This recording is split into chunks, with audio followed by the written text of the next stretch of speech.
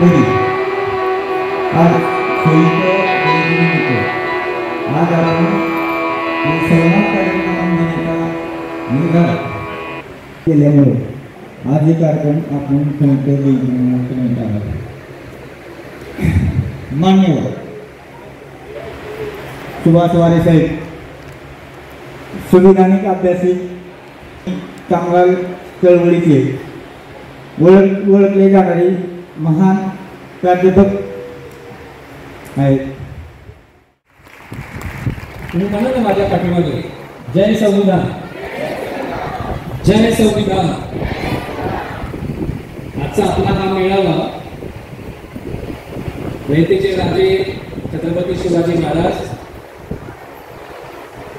मानवतेचं मूल्य समाजात रुजवण्यासाठी ज्यांनी सतत काम केलं असे संत रविदास, परिसराच्या स्वच्छतेसोबत मनामधली अंधश्रद्धेची जळमट साफ करणारे संत गाडगे महाराज आणि बाबासाहेबांच्या सारखा एक महामानव घडवण्यासाठी हातभार जरी अनेकांचा लागलेला असला तरी त्यांच्या पाठीमागे संसाराची सगळी कष्ट उचलणाऱ्या माता रमाई यांच्या एकत्रित जयंतीच्या निमित्तानं अतुल भाऊ आणि त्यांच्या सर्व सहकाऱ्यांनी आजच्या या मेळाव्याचा घाट घातलेला. मगाशी सूत्रसंचालन करणाऱ्या ताई त्यांनी आपल्याला लोकशाहीर अण्णाभाऊ साठेंचं वाक्य ऐकवलं की ही पृथ्वी शेषनागाच्या फण्यावर तरलेली नाही, तर ही कोणाच्या ह्याच्यावर तरलेली आहे? ही कामगारांच्या तळहातावर तरलेली आहे. जे कामगार घाम गाळतात, जे कामगार जगाला जगवतात, अशा कामगारांच्या ह्याच्यावर तरलेली आहे. फार मोठा विचार लोकशाहीर अण्णाभाऊ आपल्याला सांगून गेले. त्या कामगार शक्तीचा हा आजचा मेळावा. या कामगार शक्तीचं काय महत्व आहे हे अण्णाभाऊंना त्यावेळेला कळलं. लौकिक अर्थानं फार शिकलेले नसले तरी ज्यांनी लिहिलेली अनेक पुस्तकं आज विद्यापीठातल्या विद्यार्थ्यांना अभ्यासाला असतात, अशा अण्णाभाऊंना कामगार शक्तीचं महत्व कळलं. आज तुम्ही सगळेजण तुमच्या अनेक प्रश्नासाठी लढत आहात. अतुल भाऊंनी सांगितलं की एक लढा यशस्वी झाला, डीव्हीजी कंपनीच्या सोबत ग्रॅच्युटीचा लढा आपण लढलो, तो यशस्वी झाला, पण तरी अजून अनेक आपले प्रश्न बाकी आहेत. आणि अतुल भाऊ मला म्हणत होते की तुम्ही आम्हाला साथ द्या. मी जरूर आजच्या या ठिकाणी तुम्हाला सांगू इच्छितो की कामगारांच्या घामाला न्याय मिळावा, कामगारांच्या घामाचा योग्य दाम मिळावा, या कारणासाठी जो जो लढा होईल त्या लढ्यामध्ये माझ्या ताकदीनुसार मी तुमच्या सोबत असेल. संदीपान भाऊ, अतुल भाऊ, मी तुमच्या सोबत असेल. हा जो लढा आहे, पण मी तुम्हाला खरं सांगू का, मयूर भाऊ पिंपरी तुम्हाला मदत करतील, मी तुमच्या सोबत आहे असं म्हणालो तरी हा लढा जो लढायचा आहे त्या लढ्याच्या पाठीमागं खऱ्या अर्थानं आपल्या सोबत काय आहे? खऱ्या अर्थानं आपल्या सोबत आहे बाबासाहेब आंबेडकरांनी लिहिलेलं संविधान. लक्षात, त्या संविधानाच्या प्रती आहेत तिथे, त्या गुणवंत विद्यार्थ्यांच्या सत्कार म्हणून नंतर दिल्या जाणार आहेत. गुणवंत विद्यार्थ्यांच्या सत्काराच्या निमित्तानं ते संविधान घरात पोहोचणार आहे. माझी तुम्हाला विनंती असणार आहे की ते संविधान काळजीपूर्वक वाचा. ती जी प्रत आहे ती इंग्लिश मराठी अशी प्रत आहे. आपल्या मुलांनी इंग्लिश सुद्धा समजून घेण्याची तयारी केली पाहिजे. आज आपल्या समोर अनेक सुविधा आहेत, म्हणजे अडचणी पण आहेत पण सुविधा पण आहे. आणि अडचणी जरी असल्या तरी एक नक्की आहे ना की बाबासाहेब ज्या परिस्थितीत शिकले, बाबासाहेब ज्या परिस्थितीत इंग्लंडमध्ये जाऊन अमेरिकेत जाऊन शिकले, त्यांच्या समोर ज्या अडचणी होत्या त्याच्यापेक्षा आपल्या समोरच्या अडचणी कमीच आहेत ना. बरोबर आहे का मी काय बोलतोय ते? मागे बाबासाहेबांच्या समोर ज्या अडचणी होत्या त्याच्यापेक्षा आपल्या समोर कमीच आहेत ना. आणि सगळ्यात महत्वाचं म्हणजे बाबासाहेब ज्या काळात लढत होते त्या काळात संविधान नव्हतं. आपल्याबरोबर आज संविधान आहे. तुम्हाला आठवतंय सावित्रीमाई म्हणजे कोण सांगायची गरज नाही ना. सावित्रीमाईंनी पुण्यामध्ये मुलींच्यासाठी जेव्हा पहिली शाळा काढली तेव्हा त्या सावित्रीमाईच्या अंगावर दगडगोटे फेकणारे जे लोक होते, पुरोहित होते पुण्यातले, ते म्हणत काय होते माहितीये? ते म्हणत होते बाईला शिकवणं पाप आहे. काय म्हणत होते? बाईला शिकवणं पाप आहे.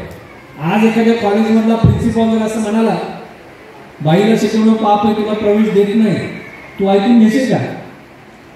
ऐकून घेशील नाही ना. का? कारण बाबासाहेबांचं संविधान आता आपल्या सोबत त्यावेळेला नव्हतं, पण आज बाबासाहेबांचं संविधान आपल्या सोबत आहे.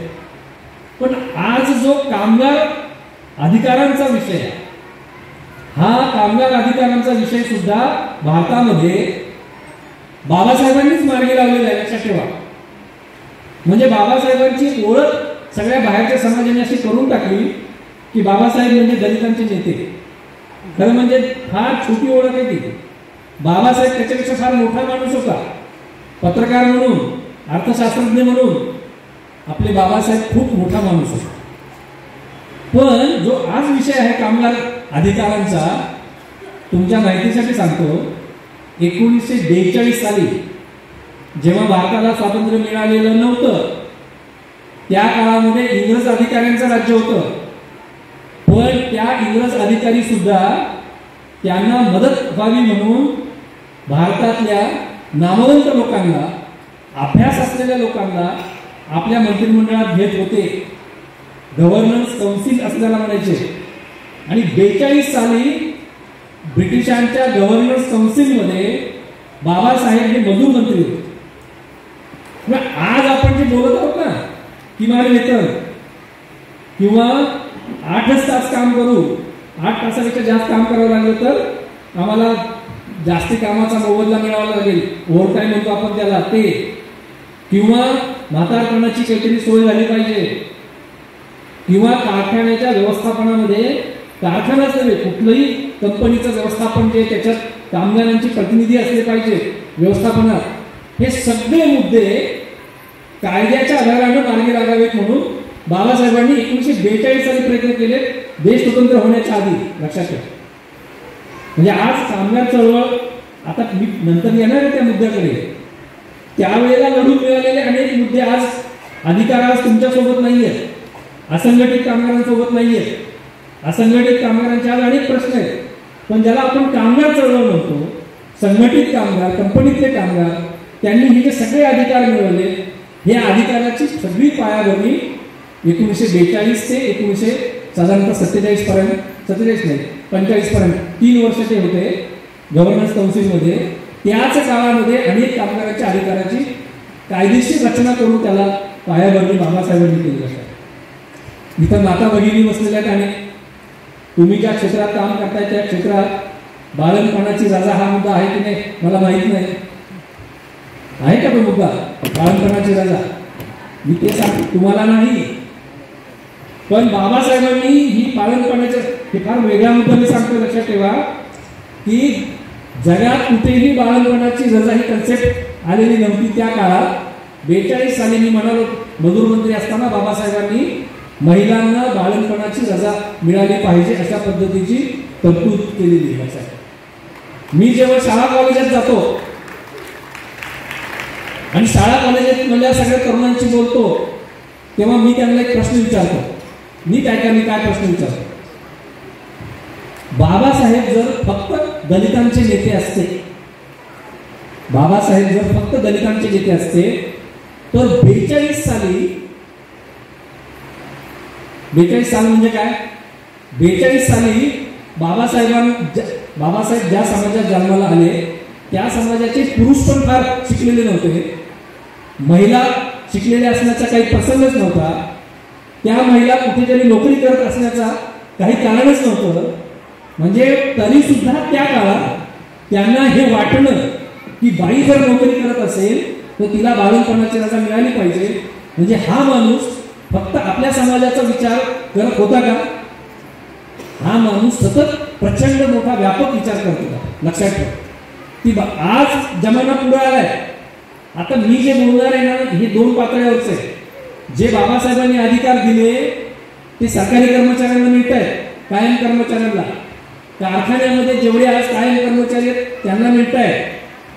उद्या आपलं काय हा प्रश्न आपण शेवटी विचारणार आहोत. असंघटित कामगारांचं काय याच्याकडे मी येणार आहे. पण जिथं ते अधिकार मिळत आहेत तिथे आज तुम्हाला माहिती आहे का की एखाद्या नवरा बायकोला जर मूल झालं तर आता बाप्या माणसं सुद्धा रजा मागायला लागली बाळणपणाची. आणि ती मिळायला लागली काही ठिकाणी. आता त्याला बाळणपणाची रजा म्हणत नाही, त्याला म्हणतात बालसंगोपनाची रजा. म्हणजे लहान मुलाला सांभाळण्यासाठी पुरुषाला पण रजा मिळाली पाहिजे. इतका जमाना आता बदललाय. पण त्यावेळेला 42 साली मात्र बाईलाही ती रजा मिळत नव्हती. ते बाबासाहेबांनी आणलं. तर कामगार नेते बाबासाहेब ही बाबासाहेबांची एक वेगळी ओळख. आणि बाबासाहेबांनी सतत व्यापक समाजाचा विचार करून अनेक गोष्टी पुढे आणलेल्या आहेत. तर ही जी कामगार शक्ती आहे या देशामध्ये जे पैसेवाले लोक आहेत, जे उद्योगपती लोक आहेत, यांचं सतत एक असं लाडकं तत्वज्ञान राहिलंय की आम्ही उद्योगामध्ये पैसा लावतो आणि आम्ही जो पैसा लावतो तो पैसा आम्ही उद्योगाच्या नफ्यातून वसूल करतो. उद्योग पैशावर वाढतात. पण बाबासाहेब म्हणायचे उद्योग केवळ पैशावर वाढत नाही, उद्योग त्यातल्या कामगारांच्या घामावर वाढतात.